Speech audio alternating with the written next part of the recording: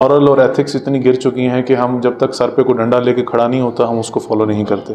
उसका हल यही है, आप कंप्लेंट करेंगे, उसको हम एड्रेस करेंगे, कंप्लेंट करेंगे और जब तक उसको हम एड्रेस नहीं करेंगे तब तक मसले का हल नहीं निकलेगा। अगर आप ये तवक्को करेंगे कि लोग खुद ही इतने अच्छे हो जाएंगे कि वो रेट कम रखेंगे या एक्सीड नहीं करेंगे, हर कोई डंडी मारने की कोशिश तो करता है, किसको एक्स्ट्रा 100 रुपये नहीं चाहिए, कोशिश करेगा।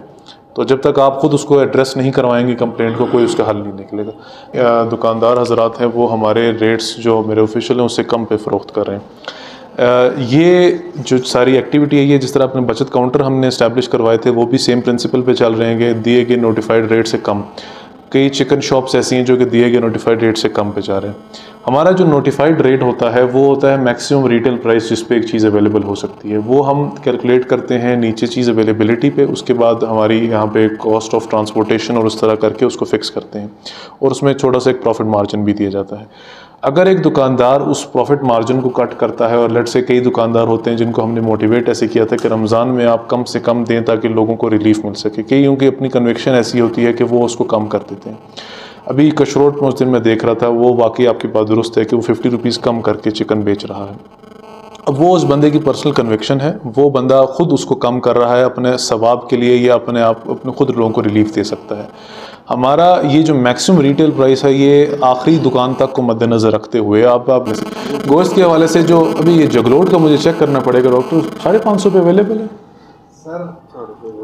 पूरे GB में कोई और रेट, गिलगित में कोई और रेट की वजह यह है कि सर हम यहाँ पे सिर्फ गोश्त सप्लाई करते हैं, बाकी जगहों में अदड़ी भी उसमें शामिल होती है, उसमें लंग्स भी होते हैं, पूरा एक ट्रैक्टर मतलब वो कचरा निकलता है, वो बाकी डिस्ट्रिक्टों में शामिल कर गोश्त में वो देते हैं।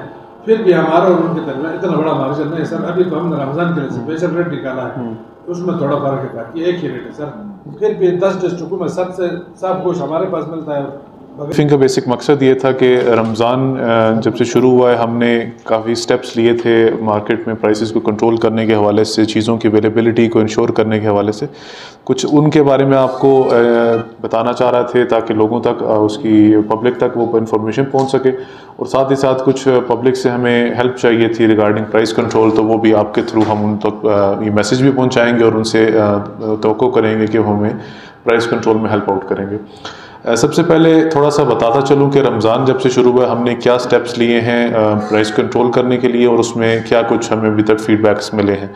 सबसे पहले हमने जो प्राइस लिस्ट है हमारी, जिस तरह आपको पहले इल्म होगा कि वो महीनावार के हिसाब से हम उसको अपडेट करते थे, लेकिन जब से रमज़ान शुरू हुआ है ड्राई आइटम्स के अलावा सब्ज़ी फ्रूट का हम तकरीबन हर 3 से 4 दिन बाद उसको रिवाइज़ कर रहे हैं, क्योंकि डाउन में प्राइसेस का उतार चढ़ाव काफ़ी ज़्यादा होता जा रहा है। चिकन का हम डेली बेसिस पे प्राइस रिवाइज़ करते हैं, जो मीट है उसका परमानेंट हमारा जो बना हुआ है उसके मुताबिक कर रहे हैं। बीच में इंक्रीज़ आया था क्योंकि डाउन में भी काफ़ी ज़्यादा रेट्स बढ़ चुके थे, उसकी वजह से हमने हल्का से इंक्रीज़ किया और उसके बाद उसको इंश्योर किया कि वो उस पर अवेलेबल है।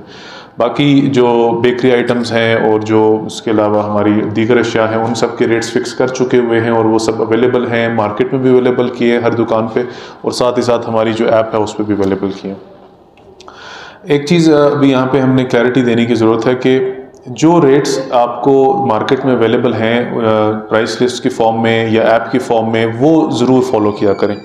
लोगों से ये हम तवक्को करते हैं कि जब वो किसी दुकान पे जाते हैं तो सबसे पहले जाके नर्खनामा की डिमांड करें, अगर नर्खनामा नहीं दिया जाता तो उसकी कंप्लेन करें, और अगर नर्खनामा दिया जाता है और उसको फॉलो भी नहीं किया जाता तब भी कंप्लेन करें। कंप्लेंट का हमने चूँकि लोगों से फीडबैक लिया था तो बहुत ज़्यादा इशू आ रहा था, उनको पता नहीं था कि किधर कंप्लेंट करनी है। तो सबसे पहले हर नर्खनामे के बॉटम पे आपने देखा होगा प्राइस कंट्रोल सेल का हमने नंबर भी दिया गया, हर नर्खनामे मौजूद है, वो आप 920-724 पे दर्ज करवा सकते हैं। हमारा कंट्रोल रूम मौजूद है, वो उस कंप्लेंट को फौरी एड्रेस करवाएगा। उसके बाद हमने रमज़ान को मद्देनज़र रखते हुए 3 मुकामात पर प्राइस के लिए कंप्लेंट डेस्क इस्टेब्लिश किए थे, गढ़ीबाग, कशरोट एरिया और उसके बाद हमारा जुटियाल कैश एंड कैरी के नज़दीक, जहाँ पे हमारे जो सार्फिन हैं वो नॉर्मली जाते हैं और जाके कंप्लेंट दर्ज करवाते हैं। कंप्लेंट दर्ज होने के बाद हमारा मजिस्ट्रेट जब सेक्टर का राउंड लगाता है प्राइसेस को चेक करने के लिए, तो उन कंप्लेंट्स को वो फौरी तौर पर एड्रेस करता है। और इसके अलावा अभी जो हमारी प्राइस कंट्रोल एप्लीकेशन है पूरे गिलगित बल्तिस्तान में जो कि लागू है, उसमें गिलगित का पोर्टल अलग बना हुआ है, उसमें गिलगित के हर आइटम की प्राइस लिखी हुई है। आप वहाँ से भी चेक कर सकते हैं, घर बैठे चेक कर सकते हैं। उस पर आप कंप्लेंट भी दर्ज कर सकते हैं। और उस ऐप का अच्छा फीचर ये है कि उसमें आप लोकेशन भी डालेंगे और साथ साथ आप उसकी तस्वीर डाल देंगे तो हमें ट्रेस करने में आसानी होगी, हम आपकी कंप्लेंट तक बआसानी पहुँच सकेंगे और उसको फौरी तौर पर एड्रेस कर सकेंगे। ये एक सारा कंप्लेंट और रिड्रेसल सिस्टम बनाया गया है, जिसका स्टार्ट रमज़ान में हमें बहुत ज़्यादा कंप्लेंट्स आना शुरू हुई थी, लेकिन आहिस्ता आहिस्ता जब लोगों में ये आगाही आई कि ये तमाम रिड्रेसल सिस्टम्स मौजूद हैं, आप लोगों ने भी उसके कंप्लेंट्स को रेज़ किया था और उसके बाद ख़ुद भी देखा था, तो अभी काफ़ी हद तक अल्लाह का शुक्र है प्राइसेस भी अंडर कंट्रोल हैं और लोग भी थोड़ा उस लिहाज से सेटिस्फाइड हैं कि जी प्राइसेस जो दी गई हैं उस पर मिल रहा है। वरना पहले कंप्लेंट हमेशा ये होती थी कि नर्खनामे की को फॉलो ही नहीं करते।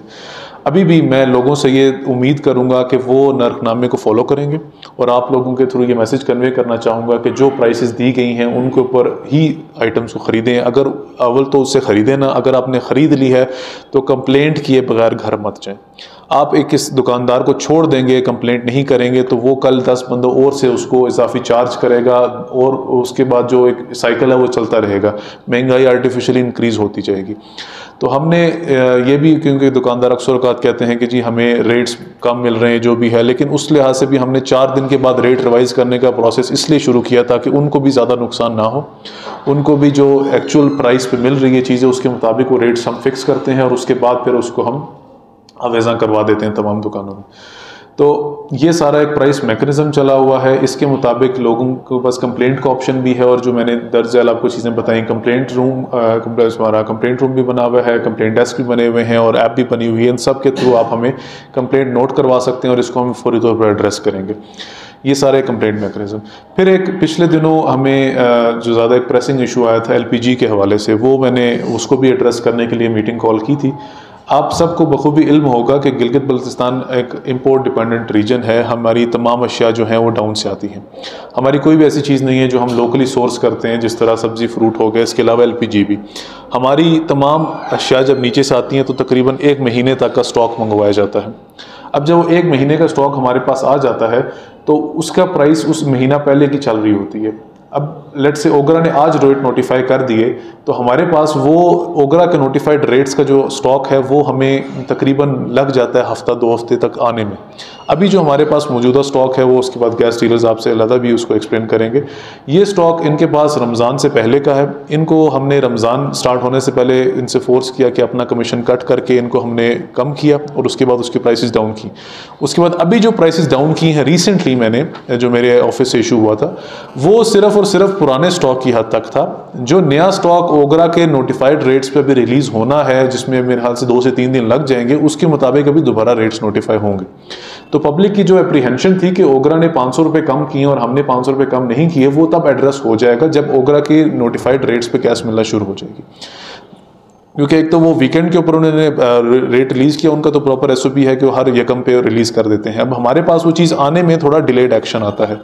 हम जब रेट्स बढ़ जाते हैं तो हम महीना एक इनको रेट्स बढ़ाने नहीं देते, और जब रेट्स कम हो जाते हैं तो हमारी कोशिश ये होती है कि जितना कम पीरियड में हम रेट्स कम कर सकें करते हैं। और उसमें हम गैस डीलर्स वालों से, इनसे लड़ाई भी अक्सर हो जाती है, लेकिन इनसे हम कोऑपरेशन की ये हमें अक्सर औक़ात कोऑपरेट करते हैं कि कम करवाते हैं। फिर भी लोगों को ये मैं बताना चाहता हूँ कि विदिन 2 to 3 डेज़ जब ये ओगरा के नोटिफाइड रेट्स पे चीज़ें आना शुरू हो जाएंगी तो हम उसको दोबारा से रिवाइज़ कर लेंगे। ये मोटे मोटे कुछ पॉइंट्स थे जिनको एड्रेस करना ज़रूरी था, क्योंकि लोगों के जहनों में इशूज़ चल रहे थे। और क्वालिटी के हवाले से एक चीज़ मेरे जहन से वो भी आ गई है कि क्वालिटी एश्योरेंस भी हम इंश्योर करते हैं। हमारे फूड और मीट इंस्पेक्टर्स यहाँ मौजूद हैं, वो मार्केट में चीज़ों के सैंपल लेते हैं। पापड़ हो गया, घी हो गया, शुगर, एनी आइटम जो आपको जिस पर हमें खदशा होता है कि इसमें कोई अडल्ट्रेशन शामिल हो सकती है, उसका सैम्पलिंग की जाती है। उसकी सैम्पलिंग हम नीचे पेशावर या इस्लामाबाद की लैब से टेस्ट करवाते हैं और वहाँ से जो टेस्ट रिजल्ट्स अप्रूव होके आते हैं उसके मुताबिक हम आइटम्स को अलाउ करते हैं GB में। मैं शायद मेरे ख्याल से गिलगित एक हाईली रेगुलेटेड रीजन है इस हवाले से, बिकॉज हमारे पास एंट्री एक्सेस एक ही है, तो हम आसानी से चेक भी करते हैं और इतना शायद कम एडल्ट्रेटेड माल डाउन में भी ना हो, क्योंकि वहाँ मार्केट्स भी बड़ी हैं, उधर चेक करना मुश्किल होता है। हम उसके निस्बत काफ़ी हद तक अच्छा चेक कर लेते हैं। ताहम फिर भी अगर पब्लिक को कोई खदशा नज़र आता है कि कोई ऐसा आइटम है जो कि मुज़र सेहत है और उसका आप टेस्ट करवाना चाहते हैं, बिल्कुल हमें इन्फॉर्म करेंगे। फूड इंस्पेक्टर उसका सैंपल लेगा, उसकी सैम्पलिंग करवा के उसका टेस्ट करवाया जाएगा और उसके मुताबिक उसको हम अवेलेबल करेंगे मार्केट में या उसको बैन करेंगे। आप सबको इल्म में है कि एक प्रॉपर हमारी लिस्ट है आइटम्स की जो कि बैन हुई हुई है। तो ये सारी प्रैक्टिसेस इन वोग हैं, और अगर पब्लिक को कंप्लेंट्स आती हैं तो वो फौरी तौर पर इनको हमें बताएं ताकि हम उसको एड्रेस करें।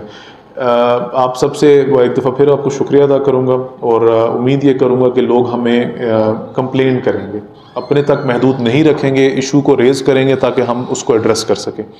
इसके बाद मैं ज़रा हाउस ओपन करता हूँ, आपके कोई क्वेश्चंस हैं जो आप इसके हवाले से करना चाहते हैं तो वो करें, ताकि फिर हम ज़रा मज़ीद उसको एक अच्छी डिबेट कर सकें।